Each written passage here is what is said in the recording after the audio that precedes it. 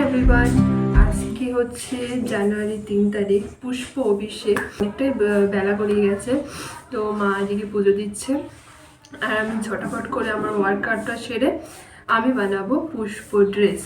হ্যাঁ, flower dress বানাবো ভগবানের জন্য।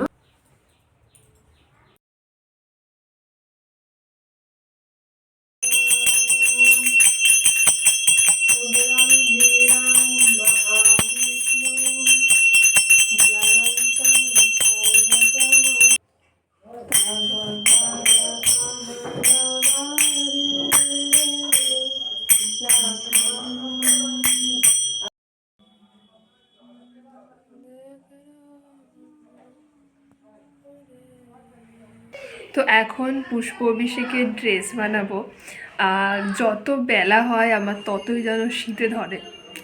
তো ওয়ার্কআউটের পর এখন আমি রেডি হয়েছি, আবার এখন করব পুষ্প অভিষেকের যথাসামান্য চেষ্টা করব।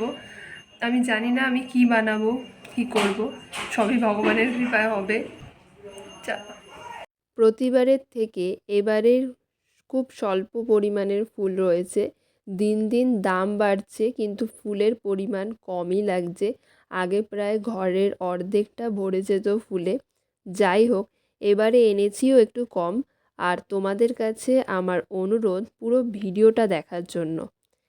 আর এই যে কাপড়গুলো দেখছো, এইগুলোর ওপরেই কিন্তু আমি ফুলগুলো আটকাবো। প্রতিবার আমি আঠা দিয়ে বসাই, কিন্তু যখন বসাই ওই অবধি, তারপর ঝরে ঝরে পড়ে যায়। তো এবার ঠিক করেছি সেলাই করা, সেটা আমার মার বুদ্ধিতে সেলাই করে বসিয়েছি। আর এটা কিন্তু খুবই একটা কাজের মতো কাজ হয়েছে আর কি, খুব ভালোভাবে স্টেবল ছিল। তোমাদেরও বলবো যদি পারো সেলাই করবে, আর যদি না পারো কিন্তু ভালো মানের যে গান টাইপের যে আঠাগুলো হয় সেটা দিয়ে বসানোর, কারণ সেটা দিয়ে বসালে খুব ভালো থাকবে, ওটাই একমাত্র স্টেবল থাকে, তাছাড়া নয়, অন্য আঠাতে হয় না। আর তোমাদের কাছে আমার একটা অনুরোধ, পুরো ভিডিওটা দেখার, কারণ তোমাদের এই ভিডিওটিতে আমি আজকের যে বিশেষ অনুষ্ঠান, এই প্রথমবার পুষ্প অভিষেক অনুষ্ঠান হয়েছে, কিসের জন্য এই পুষ্প অভিষেক আজকের সবটা জানাবো। যেহেতু পৌষ মাসের পূর্ণিমা তিথিতে হয়ে থাকে, তার দরুন কিন্তু চাঁদের সেই শুভ্র আলো অনুযায়ী কিন্তু ভগবানকে সাদা ড্রেস পরানো হয়ে থাকে। আর মেইন যে কারণটা সেটা হচ্ছে জগন্নাথ পুরীধামে এর বিশেষ কিন্তু অভিষেক করা হয়। আজকের দিনে কিন্তু ব্রজগোপীরা শ্যামসুন্দরকে শৃঙ্গার করেছিলেন পুষ্প দিয়ে। এছাড়াও বিভিন্ন ভগবান যে লীলা করেছেন, সেই লীলার যে অসুরকে নিধন করেছিলেন, তখনও কিন্তু গোপবালকরা পুষ্প বর্ষণ করেছিলেন কৃষ্ণের ওপরে। এছাড়াও গোপীরা রাসলীলার দিনেও কিন্তু পুষ্প বর্ষণ করেছিলেন। পুষ্প অভিষেক করেই কিন্তু দ্বারকাবাসীরাও কৃষ্ণকে স্বাগত করেছিলেন। তো অযোধ্যায়ও স্বাগত জানিয়েছিলেন রামচন্দ্রকে পুষ্প বর্ষণের মাধ্যমে। এছাড়াও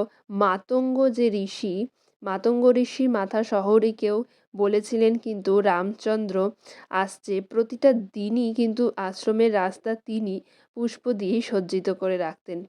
তো সেই কৃষ্ণ কৃপার যে লাভ এই পুষ্প বর্ষণের মাধ্যমে, তো সেইটাই কিন্তু ভক্তরা পালন করে থাকে ভগবানের সেই কৃপা পাওয়ার জন্য। পুষ্প অভিষেকের সন্ধে কয়েক ঘন্টার আগেই ছিল, তাই শৃঙ্গার করে আজকে যে মেইন অনুষ্ঠান রয়েছে, তো সেখানে যাব। তার আগে তোমরা দর্শন করো এবং অবশ্যই জানিও যে কেমন হয়েছে। প্রতিবারই না এমন হয় যে আমি আগে থেকে অনেকটা ভেবে রাখি প্ল্যান অনুযায়ী যে ড্রেসটা আমি বানাবো, এরকম বানাবো, তো সেটা হয়ে ওঠে না। হ্যাঁ, পুষ্প ড্রেস মানে বানিয়ে শৃঙ্গার করি সেই দিনই। তো চলো, বেশ ভালোই ঠান্ডা রয়েছে, তো আমি এখন রেডি হয়ে যাব মেন অনুষ্ঠানে।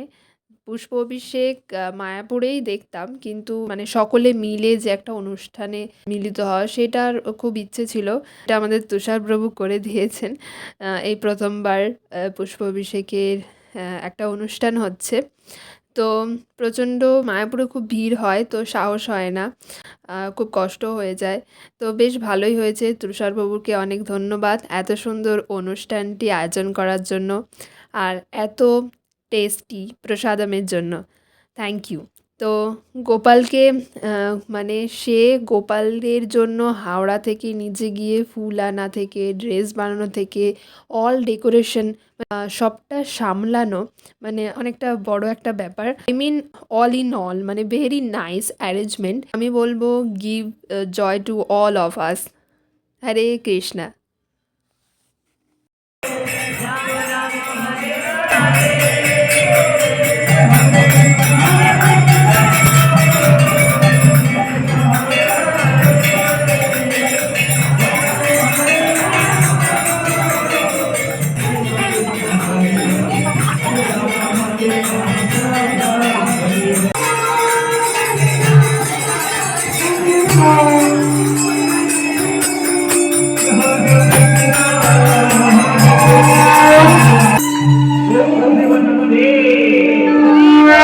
প্রসাদ পেয়ে এখন যাব সর্ষে ফুলের মাঠে, কারণ সর্ষে ফুলের মাঠে যাওয়ার আনন্দটাই অনেক। কারণ এখানে একবার যদি চলে আসা যায় যেন মনে হয় যেন একদম সোনালি সমুদ্রের ঢেউ চলছে হাওয়ায় যখন মেতে ওঠে। মাঠে গিয়ে সর্ষে ফুলের গন্ধে একটা মানে তীব্র একটা গন্ধ চারিদিকে ভেসে বেড়াচ্ছে। এখানে আসলে সব চিন্তা সব দুঃখ যেন উধাও হয়ে যায়, শুধু থাকে সোনালি রঙের সৌন্দর্য আর আনন্দ। তো এই পর্যন্তই, এখানে আমি ভিডিওটা এন্ড করব। আর ভিডিওটা কেমন লেগেছে অবশ্যই জানিও, ভালো লাগলে লাইক কমেন্ট অ্যান্ড সাবস্ক্রাইব করতে ভুলো না। হরি বল।